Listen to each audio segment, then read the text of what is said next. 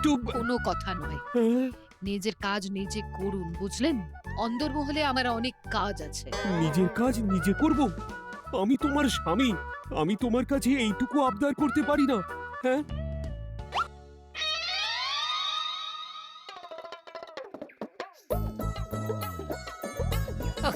আজ গিন্নির সাথে বচসা করতে গিয়ে দেরি হয়ে গেল। মহারাজ আবার আমার দেরি দেখে রেগে না যান।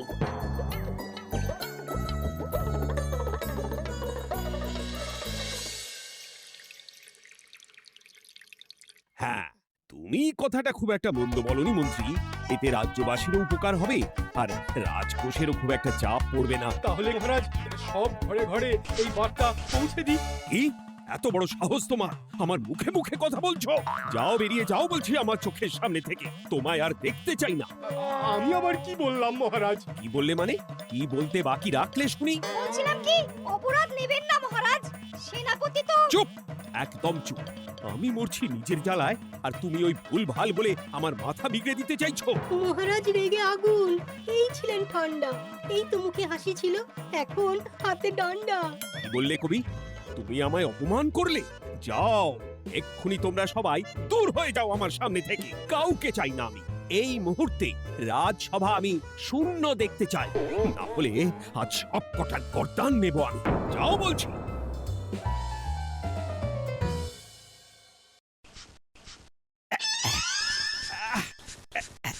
আহা, একটু শান্তি হলো।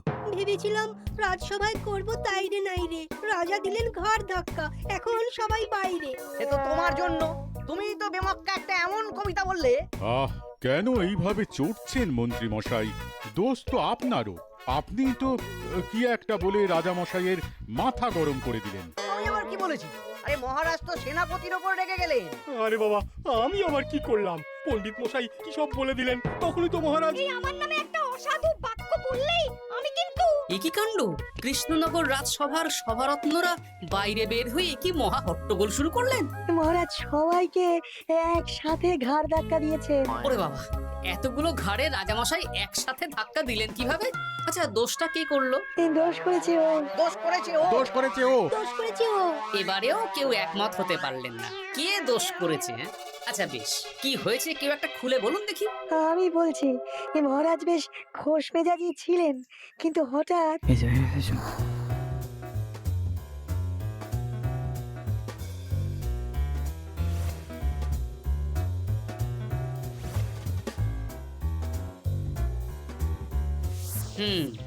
এই কাণ্ড! এ তো ভারী অদ্ভুত রোগ মনে হচ্ছে। মহারাজের আচমকা মাথায় রক্ত চড়ে গেল নাকি? হ্যাঁ, মহারাজ আপনাদের রাজসভায় ডেকেছেন। ওরে বাবা না, যাবো না গো আমি, আমার কাছে আমার প্রাণ সবচেয়ে দামি। আমিও যাব না, নির্ঘাত মহারাজ গর্দান নিতেই ডাকছেন। আমিও যাব না গোপাল, আমারও প্রাণের বড় মায়া। আচ্ছা এটা কি কোনো কথা হলো? হ্যাঁ, প্রাণের মায়া কার নেই বলুন তো? আর মহারাজ যে গর্দান নিতেই ডাকছেন তার কি কোনো মানে আছে? অন্য কারণও তো হতে পারে। তুমি কি করে বুঝলে? হ্যাঁ, বুঝতে পারিনি, তবে আন্দাজ করেছি। তোমাদের কথাতেই শুনলাম মহারাজ খোশ মেজাজেই ছিলেন, সহসা রেগে গেছেন। আবার যে সহসা খোশ মেজাজেই ফেরেননি, তাই কি বলা যায়? এটা তুমি বলনি তো বন্ধু, চলো সবে ফিরিয়ে আনি রাজসভার ছন্দ। আরে গোপাল, এসো এসো এসো। তা এত দেরি করলে কেন? বাকিরা কোথায়? তারা আসছেন মহারাজ। আপনি তাদের ডেকেছেন, তাদের ঘাড়ে কটা মাথা যে তারা আসবেন না। কিন্তু মহারাজ, আমি অন্য কথা ভাবছি। কি কথা গোপাল? আপনি নাকি সভায় আজ হঠাৎ সবার উপরে রেগে গিয়ে তাদের সভা থেকে বের করে দিয়েছেন মহারাজ। এ কি সত্যি মহারাজ? আরে না না গোপাল, মোটেও না। বলতে পারো আমি সবার সাথে একযোগে একটা রসিকতা করছিলাম। আমি দেখছিলাম সবাই আমার রসিকতা কেমন বুঝতে পারে। তাই নাকি? আসলে তুমি ছিলে না বলেই এরা কেউ আমার রসিকতা ধরতে পারেনি। এ কি সত্যি মহারাজ? আপনি সত্যি আমাদের উপর কোনো রাগ করেননি? হুম, এ কি, এই সব কিছুই আপনার রসিকতা ছিল? মা, তাই নাকি মহারাজ? এই যে আপনি শুনিয়ে দিলেন কথা কড়া কড়া, সবকিছুই ছিল আসলে নিছক মজা করা। আবার যত সব বাজে বকছো তোমরা। এত কথা কেন? তোমরা কেউ আসলে মহারাজ কৃষ্ণচন্দ্রের রাজসভার যোগ্য নও। যাও যাও, দূর হয়ে যাও। কিন্তু মহারাজ এই যে আপনি বললেন, তুমি সবার আগে যাও তো, তুমি হলে সব নষ্টের গোড়া। যাও বলছি, আমার আর ভালো লাগছে না, যাও। জব বাবা।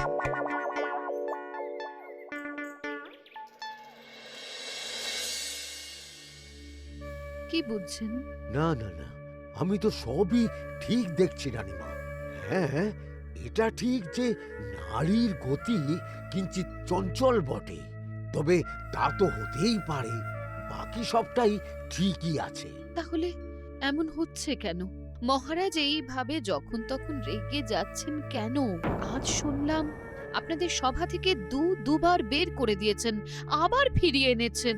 হুম হুম হুম আমি ওষুধ পাঠিয়ে দিচ্ছি, আর মহারাজের কিঞ্চিত বিশ্রামের দরকার। হ্যাঁ, তোমার মাথা আর আমার মুন্ডু, বলি আমি বিশ্রাম নিলে রাজকার্যকে চালাবে শুনি তুমি, নাকি ওই অকর্মার ঢেকি মন্ত্রী? না মানে ওই আমি। যাও, আর আমার কথা বলতে ভালো লাগছে না, আমাকে একটু একা থাকতে দাও।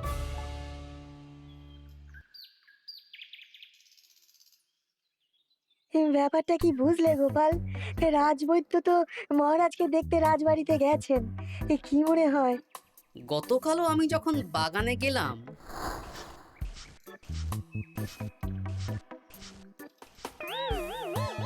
গোপাল, তোমার কি মনে হয় মহারাজকে কোন রোগে ধরেছে?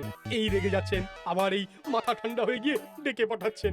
আমি বলি কি গোপাল, তখন সবার সামনে বলিনি বটে, তবে এখন তোমার সামনে স্বীকার করতে বাধা নেই। কি কথা বিজ্ঞানী? মহারাজের এই রাগের কারণ হয়তো আমি। আমার মনে হয় আমার দোষেই উনি এরকম বারবার রেগে যাচ্ছেন। কেন? আসলে মহারাজ আমাকে একটা মাথা যন্ত্রণা সারার ওষুধ আবিষ্কারের দায়িত্ব দিয়েছিলেন, তো আমি অনেক চেষ্টা করেও সেই ওষুধটা আবিষ্কার করতে পারিনি। যেটা আবিষ্কার করেছি তাতে সেরকম কাজ হচ্ছে না। আমার মনে হয় ওনার মাথা ব্যথা থেকে এরকম হচ্ছে। সে যাই হোক, তুমি কিছু একটা করো গোপাল, মহারাজের অসুখ কিভাবে সারানো যাবে সেটা নিয়ে কিছু একটা ভাবো। ভাবতে তো হবেই। আজ সন্ধেবেলায় তুমি তোমার বাড়িতে বাকি সভাসদদের ডেকে আনো, আমি সমাধান সঙ্গে নিয়ে সময় মতো চলে আসবো। আচ্ছা বেশ, তাই হবে। আমি এখনই বাকিদের খবর দিয়ে দিচ্ছি। আর বিজ্ঞানী, একটু এদিকে এসো তো, একটা কথা আছে।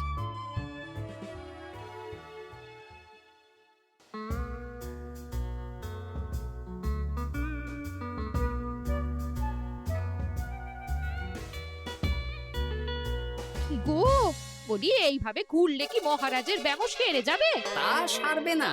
তার চেয়ে এক কাজ করি, কিছুটা আলু আর ছোলা সেদ্ধ করেছি, তার সাথে নুন, লঙ্কার গুঁড়ো আর লেবু দিয়ে মেখে আলু কাবলি বানিয়ে দিই, কি বলো? হ্যাঁ, দাও দাও দাও, মন্দ হয় না। মহারাজের মন উচ্চাটন, তার কি কারণ? মাঝে মাঝে আসছেন আর মহারাজ রেগে আগুন হয়ে যাচ্ছেন, আবার যেই সে ব্যামো ঠিক হয়ে যাচ্ছে মহারাজ সেই আগের মতন। তার উপর আবার সভাসদেরা মনে করছে তাদেরও কোনো দোষ আছে। তাহলে দুয়ে দুয়ে চার করতে হবে, কিন্তু কিভাবে কিভাবে কিভাবে? এই নাও আলু কাবলি খেয়ে পেট ঠান্ডা করে নাও দেখি। হ্যাঁ, বেশ কিছুদিন আগে বিজ্ঞানী লেবুর রসের জাদুর কথাই তো বলছিল। আচ্ছা গিন্নি, তুমি তোমার বিয়ের সময় তোমার বাবার মুদির দোকানের একটা কাঠের ছোট বাক্স পেয়েছিলে না, যাতে শ্বশুর মশাই মোহর রাখতেন? উমা, সে বাক্স তো ঝুলকালি মেখে আছে গো, তা দিয়ে তোমার কি হবে? ঝুলকালি লেগেছে? বাবা বাবা বাবা, তাতে তো আমার কাজ আরো ভালো হবে। যাও যাও যাও, নিয়ে এসো দেখি। আমি ততক্ষণে বেশ খানিকটা অদৃশ্য কালি বানিয়ে ফেলি। না না, আমি তো বলছি মহারাজের কোনো রোগ নেই, সামান্য উদ্বেগ ছাড়া আর কোনো সমস্যাই নেই মহারাজের। তাহলে মহারাজ আমাদের এই তুর্কি নাচন কেন নাচাচ্ছেন শুনি, মস্করা করে? তাই তো উত্তর জানা চাই তো। আর এই যে এত জরুরি তলব পাঠিয়ে গোপাল আমাদের ডেকে পাঠালো, তার তো টিকিরও দেখা নেই। গোপাল কি করবে শুনি? যে রোগ আদপেই নেই সেই রোগ কিনা ওই গোপাল ছাড়াবে? আমার তো বিশ্বাসই হয় না। বিশ্বাসে মিলায় বস্তু, তর্কে বহু দূর, তাই না মন্ত্রী মশাই? পেলে গোপাল, মহারাজের রোগ সারাবার কোনো উপায় পেলে? আচ্ছা গোপাল, রাজবৈদ্য বলেছেন মহারাজের কোনোই অসুখ নেই। তা তুমি কি সারাবে শুনি? হ্যাঁ, রোগ হয়তো রাজবৈদ্য মশাই ধরতে পারেননি, কিন্তু কিছু তো আছেই যার জন্য মহারাজ এমন আচরণ করছেন, তাই না? তা তুমি বলো না মহারাজ এমন কেন করছেন, আর কি তার সমাধান? এক এক করে বলি। আমি ভেবে দেখলাম এর জন্য আমরাই দায়ী। বলো কি? আমরা সবাই কোনো না কোনো সময়ই মহারাজের রাগের কারণ হয়েছি, তাকে আঘাত দিয়েছি, বিষণ্ণ করেছি। ইচ্ছে করে করিনি হয়তো, কিন্তু করেছি। আর মহারাজ সেই সব কথা বুকে চাপা দিয়ে রেখেছেন। তুমি বলতে চাইছো অতীতে সেই সব ভুলের কারণেই মহারাজ এমন করছেন? আমার তো তাই মনে হয় সেনাপতি। আচ্ছা আচ্ছা, তর্কের খাতিরে যদি তাই ধরে নি, তাহলে এখন আমাদের কি করণীয়? আমরা তো কাল যন্ত্রে চেপে অতীতে ফিরে যেতে পারবো না যে সেই সব ভুলগুলো শুধরে দেব। তা হয়তো হবে না, কিন্তু কিংকর্তব্য বিমূঢ় বাবার আদেশ যদি মানি, তাহলে এই সমস্যার সমাধান সম্ভব মন্ত্রী মশাই। কি বললে? ত্রিকালজ্ঞ বাবা কিংকর্তব্য বিমূঢ়, সে আবার কি গোপাল? আছেন একজন জ্ঞানী ব্যক্তি, আমার খুব পরিচিত। তার দেওয়া একটা উপদেশ আমার জানা আছে। আমার বিশ্বাস তাতে মহারাজের এই সমস্যার সমাধান হয়ে যাবে। কি করে শুনি? এই কালি হলো অদৃশ্য কালি। কলম দিয়ে অদৃশ্য কালিতে কাগজের উপর লিখতে হবে। কি লিখতে হবে? লিখতে হবে যে মহারাজের সাথে অতি সাম্প্রতিক কালে আমরা যা যা অন্যায় করেছি তাই লিখতে হবে। কোনো মিথ্যে কথা লেখা যাবে না। তবে চিন্তা নেই, অদৃশ্য কালি, ফলে কেউ কারো লেখা পড়তে পারবে না। এইবার এই কাগজ ভাঁজ করে ফেলে দিতে হবে এই বাক্সে। বাক্সে তালা, তার চাবি থাকবে মন্ত্রী মশাইয়ের কাছে। আবার আমার কাছে কেন? পরে যাতে কোনো সন্দেহ না করেন, যা সন্দেহ বাতিক মৌন আপনার। কি বললে? এইবার এই বাক্স সারা রাত নদীর ধারে বটতলায় পড়ে থাকবে, চাঁদের আলো পান করবে। তারপর সকালে আমরা সবার সামনে এই বাক্স ফেলে দেব নদীর জলে। সবার অন্যায় সারা রাত চাঁদের আলো পান করে শুদ্ধ হয়ে ভেসে যাবে নদীর জলে। ব্যাস, ব্যাস, আমরা সবাই পাপ মুক্ত হয়ে যাব। একদম সবাই শুদ্ধ হয়ে যাব, আর মহারাজের ব্যায়ামও সেরে যাবে। কিন্তু তুমি কোনো চালাকি করছো না তো গোপাল? অদৃশ্য কালিতে লেখার সাথে আমি আর কোন চালাকি করব মন্ত্রী মশাই? দেখুন, আমি একটা কাগজে লিখছি। কি কিছু বোঝা যাচ্ছে?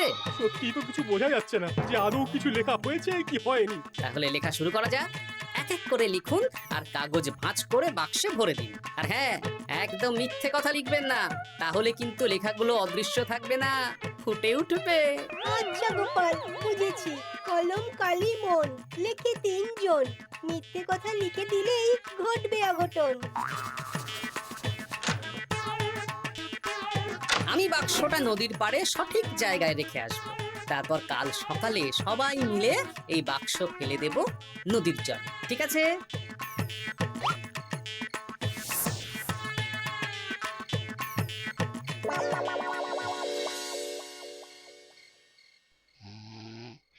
কথায় আছে, মনে যা আসে বলে যাও, ভুলেও লিখো না, তাহলেই বিপদে পড়বে। এদিকে কেমন সবাই নিজের নিজের দোষ লিখে বাক্সে ফেলে দিয়েছে। ভাগ্যিস আমি সবার লেখা কাগজগুলো রাতের অন্ধকারে বের করে আনলাম।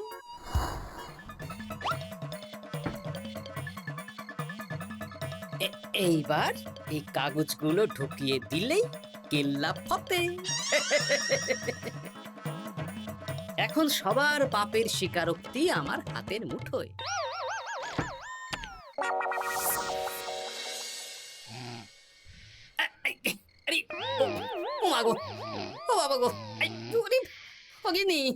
বলি, নাক ডেকে তো ঘুমোচ্ছ, আর পিঠটা একটু চুলকিয়ে দাও দেখি। এই জন্যই তো মাথাটা যায় গরম হয়ে। আরে, এই সহজ ব্যাপারটাই তো আমি বুঝতে পারিনি। মহারাজের অসুখটা হলে এই। যাক, এই রাতের বেলাতেই একসাথে একটা ঢিল পেয়ে গেছি। এক ঢিলে মারবো 2 পাখি। রাজার অসুখও সারবে, আবার সব কটা পাজি শায়েস্তাও হবে।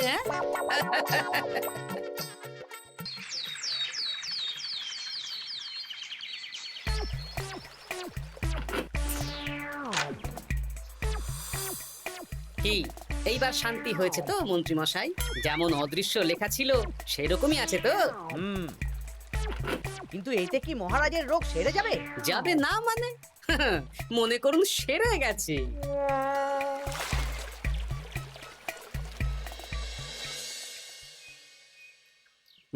তাহলে আজকে সভার কাজ শুরু করা যাক। ক্ষমা করবেন মহারাজ, সবার কাজ শুরু করার আগে একটা দরকারি কাজ আগে করা দরকার। না হলে আবার কখন আপনি আমাদের কারো উপর রেগে যাবেন আর আমাদের সভা থেকে তাড়িয়ে দেবেন তার তো ঠিক নেই, তাই না? আহ গোপাল, আর বিরক্ত করো না। আমার এত সাহস নেই মহারাজ যে আমি আপনাকে বিরক্ত করব। আমি তো জানি নিজের পিঠ যখন নিজে চুলকোনো যায় না আর কেউ থাকে না সেই পিঠ চুলকিয়ে দেবার মতো, তখন কিরকম বিরক্তি জেগে ওঠে, তাই না মহারাজ? এ কি গোপাল, তুমি এত কিছু কি করে জানো? জানাই তো আমার কাজ মহারাজ। আর এও জানি যে আপনার এই বিরক্তির পেছনে সভাসদগণের ভূমিকা ঠিক কি। তার মধ্যে তুমিও আছো গোপাল, তাই না? আছি, পুরো মাত্রায় আছি মহারাজ। তবে হ্যাঁ, আমি কিন্তু তাই বলে রাজকোষের হিসেবে গোলমাল করে মহারাজের কোপের কারণ হইনি মন্ত্রী মশাই। এটা কি গোপাল আন্দাজে বলছে? না হলে কাল অদৃশ্য কালিতে আমি কি লিখেছি সেটা জানলো কি করে? এ, আমি যা লিখেছি সেটাও কি গোপাল পড়ে ফেলেছে নাকি? যাকে পড়লেই বাকি, সব লেখা তো ওই নদীর জলে ভেসে গেছে। আমি যে লিখেছি তার প্রমাণ কি? তবে আর চিন্তা নেই মহারাজ, সমস্যার সমাধান হয়ে গেছে। এখন থেকে আপনি যতক্ষণ রাজসভায় থাকবেন, প্রথমে মন্ত্রী মশাই, তারপর পণ্ডিত মশাই, আর তারপর রাজবৈদ্য পালা করে আপনার পিঠ চুলকে দেবে। কেন আমি কেন চুলকে দেবো? না দিলে যে আপনার কপালে অনেক বড় শাস্তি ঝুলছে মন্ত্রী মশাই। রাজকোষে যে জালিয়াতি আপনি করেছেন তার স্বীকারোক্তি আমি হাজির করব যে মহারাজের সামনে।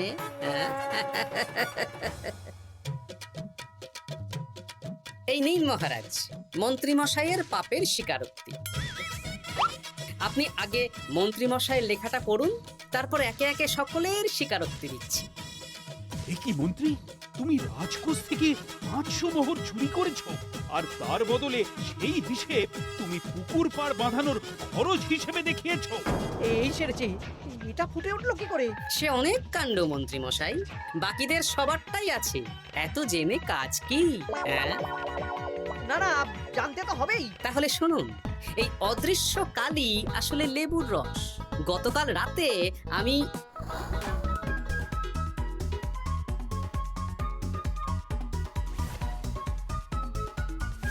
এবার লেবুর রসের অদৃশ্য লেখা কেন বা কিভাবে ফুটে উঠলো সেটা বিজ্ঞানী বোঝাবে। লেবুর রসে লেখা আগুনের তাপে ধরলে ফুটে ওঠে, কারণ লেবুর রসে থাকা অম্ল কাগজের সাথে থাকা শ্বেতসারের সাথে বিক্রিয়া করে এবং তাপ পেলে সেই বিক্রিয়া দ্রুত হয়ে কাগজের শ্বেতসার রাসায়নিকভাবে পরিবর্তিত হয়ে গাঢ় রং ধারণ করে। অনেকদিন আগে বিজ্ঞানীর কাছে ব্যাপারটা জেনেছিলাম, আজ কাজে করে দেখালাম। এবার মন্ত্রী মশাই দেখুন, মহারাজের সেবা করা ভালো না তার বদলে চাবুক খাওয়া ভালো? ওরে বাবা না, না, আগে যেমন বুনো ওল তেমনই তো বাঘা তেঁতুল হবে মন্ত্রী মশাই। যা, রাজা মশাইয়ের মেজাজ আবার বিগড়ে যাওয়ার আগেই কাজ শুরু করে দিন ও বাকিদেরকে সেবা করার সুযোগ করে দিন। আজ থেকে ভুল হলে শুধরে নেব ভুলকে। মন্ত্রীমশাই মহারাজের পিঠ দেবে চুলকে।